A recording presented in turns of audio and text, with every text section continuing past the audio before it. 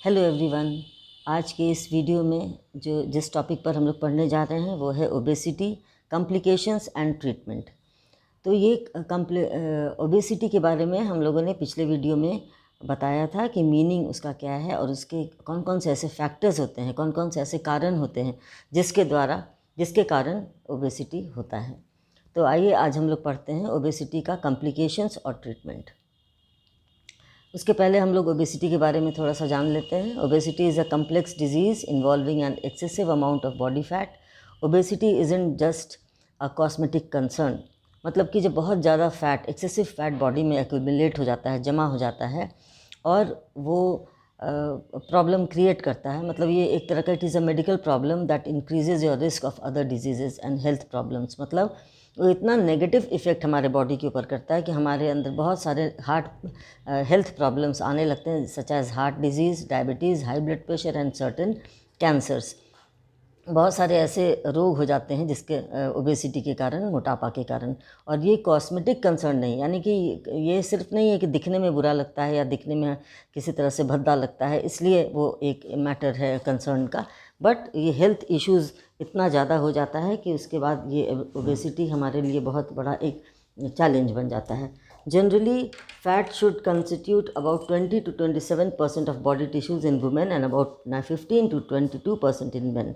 ऐसा देखा गया है कि फ़ैट जो होता है वो जो बॉडी टिश्यू है वुमेन में वो होना चाहिए 20 to 27% और मेल में होना चाहिए 15 to 22%। The body mass index determines weather a person is overweight और ओबीज। यानी बॉडी मास इंडेक्स जो हम लोग का BMI होता है वो बताता है, वो डिटरमिन करता है, वो तय करता है कि हम ओवरवेट है, नॉर्मल वेट है या अंडर वेट है। कॉम्प्लिकेशंस क्या होता है? सबसे पहले है heart disease and strokes.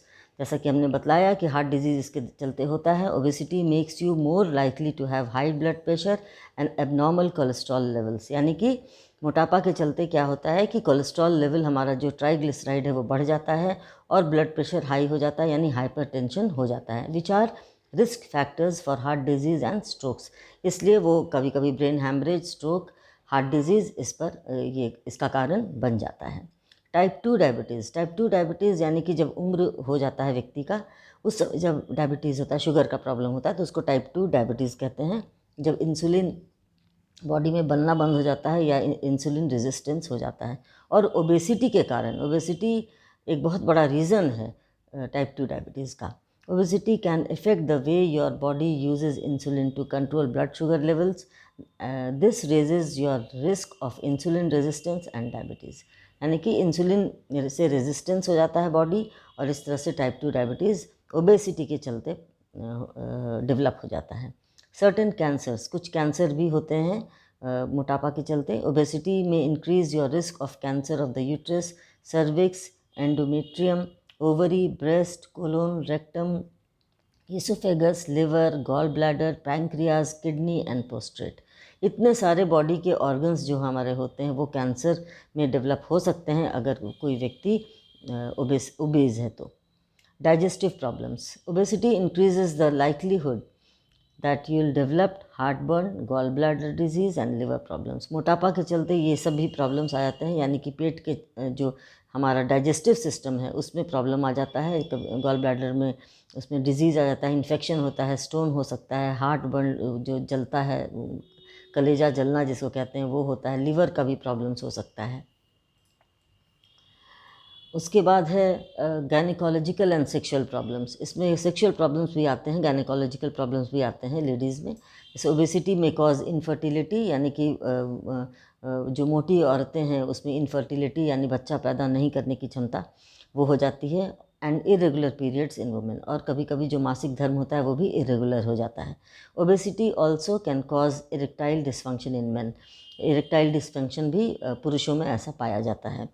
Sleep apnoea, people with obesity are more likely to have sleep apnoea. Sleep apnoea का मतलब होता है कि कभी कभी सोते सोते सांस का रुक जाना, ये इसको कहते हैं। A potentially serious disorder in which breathing repeatedly stops and starts during sleep. कभी कभी अचानक थोड़ी देर के लिए रुक जाता है फिर अचानक से शुरू हो जाता है, इसको कहते हैं स्लीप एपनिया। ये भी मोटापा के चलते होता है। ऑस्टियो आर्थराइटिस, ऑस्टियोआर्थराइटिस का मतलब होता है कि हड्डी में प्रॉब्लम। तो obesity increases the stress placed on weight bearing joints, यानी कि जब हम ओवर वेट हो जाते हैं तो वो सारा वेट जॉइंट्स के ऊपर पड़ता है, in addition to promoting inflammation within the body. और इससे क्या होता है कि वो वेट इतना ज़्यादा कंटिन्यूस रहता है उस जॉइंट पर कि वो इन्फ्लेम्ड हो जाता है, फूल जाता है। These factors may lead to complication such as osteoarthritis. तो इसके चलते व्यक्ति के अंदर ऑस्टियोआर्थराइटिस हो सकता है। ये भी ओबेसिटी का एक बहुत बड़ा कॉम्प्लिकेशन है। सीवियर कोविड-19 सिम्टम्स, ये भी देखा गया है रिसर्च के द्वारा कि जो ओबीस होते हैं, obesity increases the risk of developing severe symptoms if you become infected with the virus. क्योंकि कोविड-19 अभी हाल में हम लोग का 2 साल से हम लोग इसको मतलब फेस कर रहे हैं इस प्रॉब्लम्स को।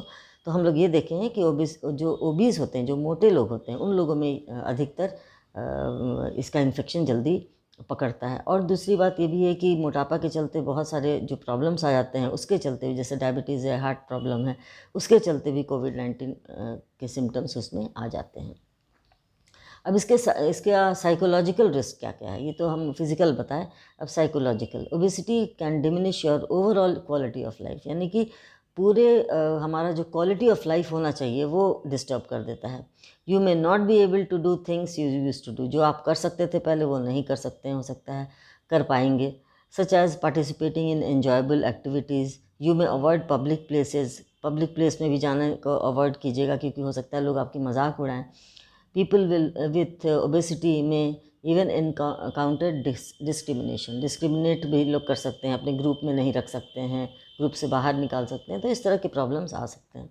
Over weight related issues that may affect your quality of life includes. तो जो ओवर वेट जब हो जाता है किसी को, तो और जब जो स्ट्रेस पैदा होता है उसके चलते जो प्रॉब्लम्स आता है वो सब है डिप्रेशन। सबसे पहले डिप्रेशन होता है क्योंकि आपको लोग स्वीकार नहीं करते, कभी कभी ग्रुप में, कभी कभी मजाक उड़ाते हैं, आपको शेम महसूस होता है। डिसेबिलिटी, कई काम करने में आप डिसेबल हो जाते हैं क्योंकि वेट के कारण आप लाचार हो जाते हैं, नहीं कर पाते। सेक्सुअल प्रॉब्लम हमने पहले भी डिस्कस किया। तो वो सब सेक्सुअल प्रॉब्लम होने के चलते व्यक्ति के अंदर एक हीनता का भाव आ जाता है, इन्फीरियरिटी कॉम्प्लेक्स भी आ जाता है। शेम एंड गिल्ट, कभी कभी यही चीज़ सब जितने हैं, डिप्रेशन, डिसेबिलिटी, सेक्सुअल प्रॉब्लम्स मिलाकर शेम भी आता है। अंधेरे अंदर लोग शर्मसार होते हैं, और गिल्ट फीलिंग भी, अपराधी भावना भी उनके अंदर आती है। सोशल आइसोलेशन, उनको सोशल आइसोलेट कर दिया जाता है सोशली, यानी कि ग्रुप में अपने आप ऐड नहीं, चाहे तो ग्रुप उसको ऐड नहीं करता या फिर खुद ही ग्रुप से अलग हो जाता है, क्योंकि वो अपने आप को एक अलग वहाँ महसूस करता है। लोअर वर्क अचीवमेंट, और इस तरह से इतने सारे जब मेंटल साइकोलॉजिकल प्रॉब्लम्स आने लगते हैं उसके मन में, तो फिर उसका अचीवमेंट लेवल भी काफ़ी कम हो जाता है। अब हम लोग इसकी ट्रीटमेंट एस्पेक्ट को बात करते हैं। ट्रीटमेंट इसको कैसे, इसका ट्रीटमेंट बेसिकली ऐसे तो बहुत सारे ड्रग्स वगैरह भी निकलते हैं, लेकिन उसके बहुत सारे साइड इफ़ेक्ट्स भी होते हैं। इसीलिए वो ड्रग्स लेना हमेशा स्वास्थ्य के लिए अच्छा नहीं होता है, बल्कि हानिकारक ही होता है, क्योंकि उसके साइड इफ़ेक्ट्स बहुत होते हैं। जैसे कुछ कुछ दवाएं ऐसे निकलती रहती हैं, हम लोग हमेशा पढ़ते रहते हैं उसका एडवर्टीज़मेंट, जिसमें कि भूख नहीं लगना और ये सब। तो भूख नहीं लगना तो ये बॉडी का सिस्टम्स को वीक करना है। तो इस तरह से हाँ, अगर हम लोग नेचुरल वे में इसका ट्रीटमेंट करें तो ज़्यादा बेहतर होगा। जैसे exercise regularly, you need to get moderate intensity activity to prevent weight gain. जो ऐसा करना चाहिए, इतना एक्सरसाइज करना चाहिए ताकि वेट गेन नहीं हो सके। जब भी ऐसा वेट लगे कि बढ़ रहा है तो उसको कंट्रोल कर लेना चाहिए। Moderately intense physical activities include fast walking and swimming. तो आप तेज़ तेज़ चल सकते हैं, दौड़ सकते हैं, जॉगिंग कर सकते हैं, स्विमिंग कर सकते हैं, योगा कर सकते हैं। बहुत तरह के एक्सरसाइजेज हैं जो कि आप अपने वेट और अपने एज के अनुसार कर सकते हैं। Follow a healthy eating plan, ये सबसे इम्पॉर्टेंट है, क्योंकि हेल्दी ईटिंग बहुत इम्पॉर्टेंट है अगर वेट को अच्छा मेंटेन करने के लिए। Focus on low calorie diet लीजिए, जितना ज़रूरत है हमारे बॉडी को दिन भर में उतना ही लीजिए।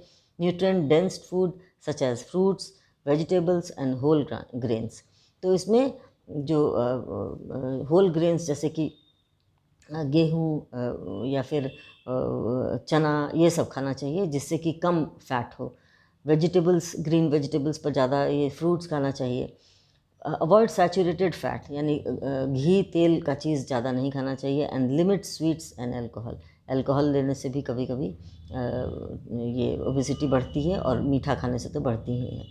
No and avoid the food traps that cause you to eat. अब वो जिस जाल में आप फंस जाते हैं खाने में, उसको आप अवॉइड कीजिए। जैसे कि आप ऑफिस में हैं, 10 लोग आ रहे हैं आपसे मिलने जुलने, उनको नाश्ता करा रहे हैं, साथ ही साथ आप भी कर रहे हैं, जितनी बार उनको कराएंगे उतनी बार आप भी खाएंगे।